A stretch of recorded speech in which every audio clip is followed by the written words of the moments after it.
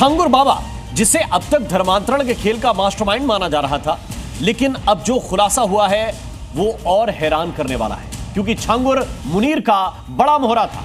नेपाल से छांगुर का ISI connection सामने आया है। छांगुर नेपाल में उस सीक्रेट मीटिंग में शामिल होने गया था जिसमें आईएसआई के एजेंट शामिल हुए थे। ये रिपोर्ट आप देखिए। मुनीर का मोहरा छांगुर, आईएसआई का प्लान एक्सपोज, छांगुर की खौफनाक साजिश डीकोड। जैसे जैसे छांगुर से पूछताछ की परतें खुल रही हैं, वैसे वैसे सामने आ रहे हैं एक से बढ़कर एक चौंकाने वाले खुलासे। छांगुर, नीतू और नवीन, ये सिर्फ 3 नाम नहीं, ये 3 चेहरे धर्मांतरण के खेल के वो खिलाड़ी हैं जो गजवाए हिंद के प्लान पर काम कर रहे थे। लेकिन अब जो खुलासा हुआ है उसके मुताबिक छांगुर पाकिस्तान की हाथों की कठपुतली था। सूत्रों के मुताबिक आईएसआई से सीधा कनेक्शन बनाने के लिए छांगुर नेपाल की राजधानी काठमांडू गया। काठमांडू में पाकिस्तानी दूतावास में हाल ही में एक सीक्रेट मीटिंग हुई, जहां आईएसआई के एजेंटों का जमावड़ा लगा। दुनिया को दिखाने के लिए इसे एक्सचेंज प्रोग्राम का नाम दिया गया, लेकिन सच्चाई ये थी कि इस मीटिंग के बाद पाकिस्तानी अफसरों ने भारत नेपाल सीमा का सीक्रेट दौरा किया। आईएसआई के टॉप अधिकारी भी उस दल में शामिल थे, जो नेपाल से सटे भारतीय इलाकों की बारीकी से टोहले रहे थे।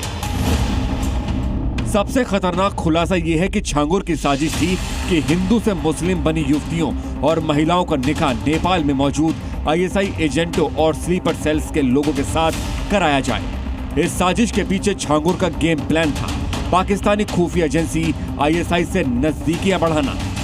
छांगुर बाबा का धर्मांतरण के अलावा आईएसआई कनेक्शन भी सामने आया है। छांगुर बाबा धर्मांतरण कराई हुई लड़कियों की शादी आईएसआई के स्लीपर सेल से कराना चाहता था। इसके लिए वो काठमांडू भी गया था। ऐसे में छांगुर बाबा अपनी खाड़ी देशों में पैठ बनाने के लिए इस तरह की कवायद कर रहा था।